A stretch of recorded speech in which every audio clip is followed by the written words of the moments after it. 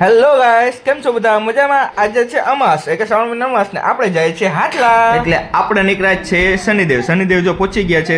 કર્યા શનિદેવના દર્શન. જો શનિદેવના દર્શન કરતા હતા અમે લાઈનમાં હતા તો અલ્પાબેન ને જો જોયેઠાભાઈ આવી પણ ગયા ને અહીં ટ્રાફિક બહુ બધી. ત્યાં તો જીવા ને એના મમ્મી પણ દર્શન કરીને આવી ગયા ને અમારે ઊભવાનું છે લાઈનમાં. હજી આગળ છે દર્શનનો વારો.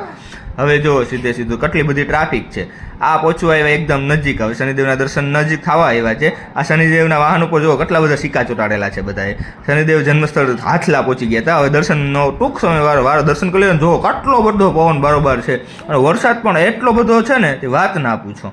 પછી નીકળી ગયા જવા માટે ખંભાળિયા આ ગાડીમાં. ત્યાં અમારા જેઠાભાઈ થઈ ગયા હતા ભૂખા, તો ખાવા માંડ્યા ચણા કે બાલાજીના ચણા ખાવા. તો એને એ કીધું તો અમે જોયું તો ટ્રાફિક રસ્તામાં મજીણા રોડ પર પાણી જોજી કેટલું બધું પાણી છે. આટલું પાણી તો જોઈને એમ થઈ ગયું ઓહો આજ તો આપણું ગાડી ડૂબી ના જાય તો સારું, એટલું પાણી બધું હતું. જો મજા આવે છે ને દરિયાના જોતા ખરી. બસ જો હવે આવી ગયું મજીવાણા ગામમાં પણ પાણી ભર્યું હતું બધે. અને ચડી ગયા આપણે હવે ખંભાળિયાવાળા હાઈવે ઉપર એટલે પોરબંદર જામનગર હાઈવે ઉપર. હવે આવશે આ કુંજવેલ વાળો રોડ. મજીવાણા ઉપર જે છે બે બાજુ જો કેટલું પાણી વાડીઓમાં ભર્યા છે બરોબર.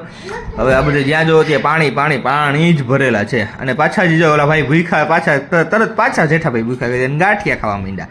ગાંઠિયા ખાઈને થાકતા નથી. અને હવે આપણે પછી સંભાળીએ આપણા બ્લોગને વિરામ આપે. ચાલો, જય શ્રી કૃષ્ણ મહાદેવ હર બધાને. Bye bye. લાઈક શેર ને સબસ્ક્રાઇબ કરતા જજો.